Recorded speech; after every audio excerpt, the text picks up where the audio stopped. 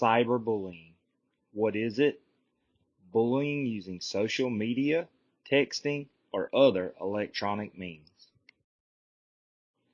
Issues in cyberbullying. According to Ferrara, some of the issues in cyberbullying are the possible anonymity of the bullying, the larger potential audience for the abuse being carried out, the difficulty of disconnecting oneself from the cyber environment, the absence of direct face-to-face contact which is present in many types of traditional bullying. Two questions we can ask. How do we handle this new modern form of bullying? And how do we keep ourselves safe online? How would you bring up the subject of cyberbullying to your students or kids? As a teacher, what do you feel are the best repercussions for those found guilty or those who confess to cyberbullying? Do you think the punishment should be the same for traditional bullying and cyberbullying?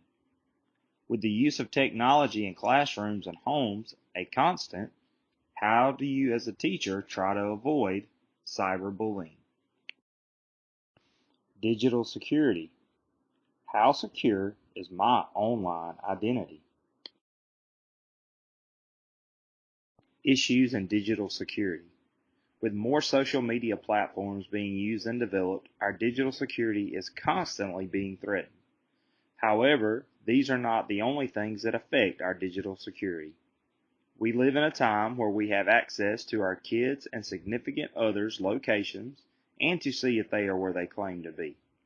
According to we, in recent years, the availability and accessibility of new technologies have enabled lay users to implement increasingly invasive surveillance and control over others. Do you feel apps like Life360 are worth the digital security threat? How social should social media be? According to the FBI's Internet Crime Compliance Center, IC3, a reported $2.7 billion was stolen in cyber crimes just last year.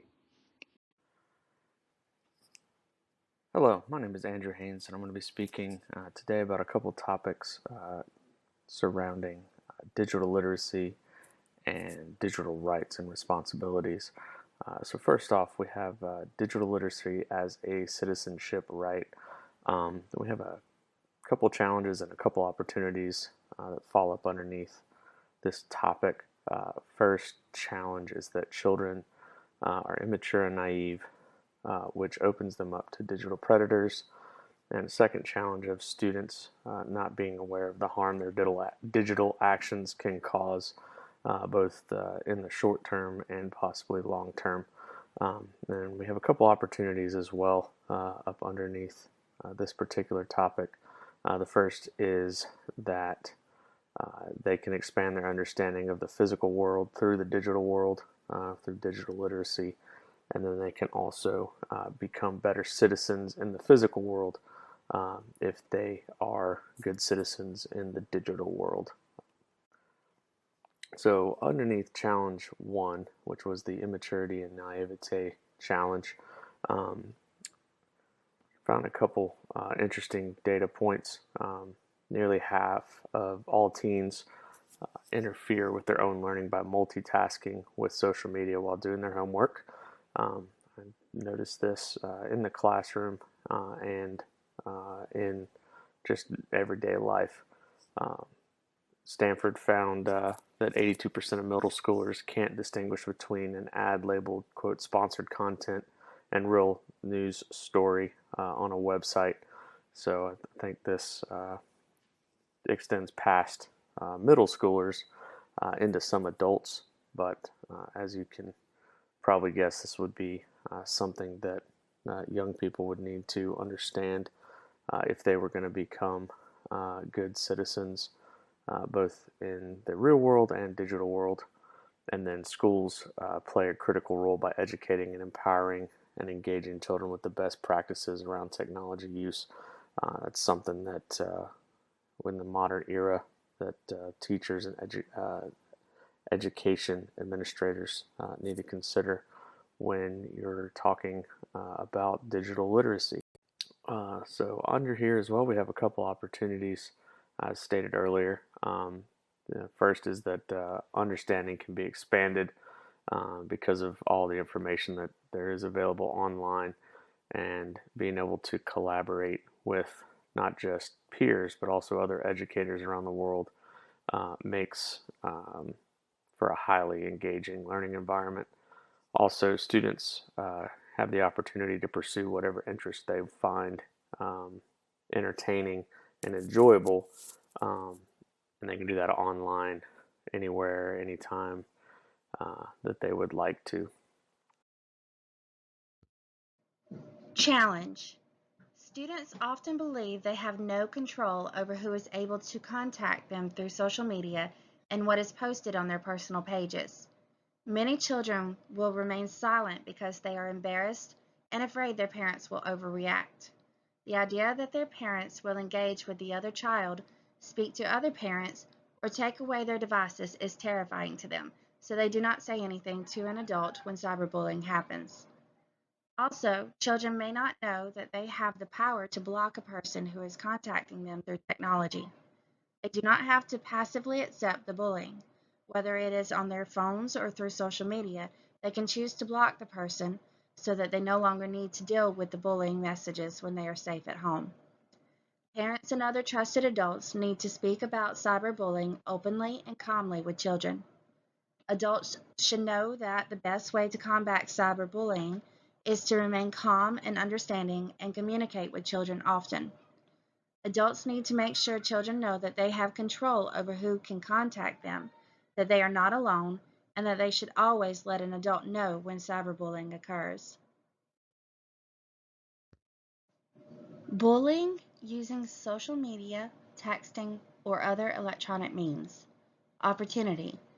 Informing parents and students of what exactly cyberbullying is so that they recognize it and are able to respond accordingly is an opportunity.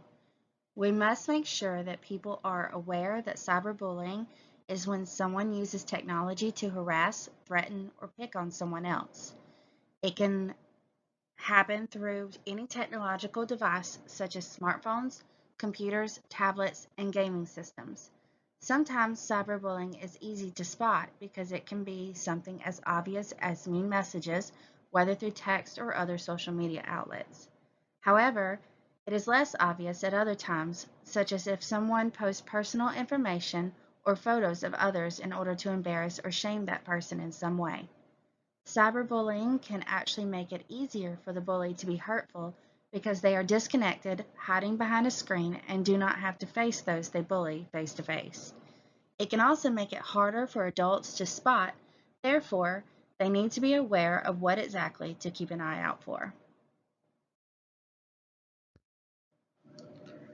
There are different ways to cyberbully, but some of the most common are posting comments or rumors about someone that are mean, hurtful, or embarrassing, threatening to hurt someone or telling them to kill themselves, posting a mean or hurtful picture or video, pretending to be someone else online in order to solicit or post personal or false information about someone else, posting mean or hateful names, comments, or content about any race, religion, ethnicity, or other personal characteristics online, creating a mean or hurtful web page about someone.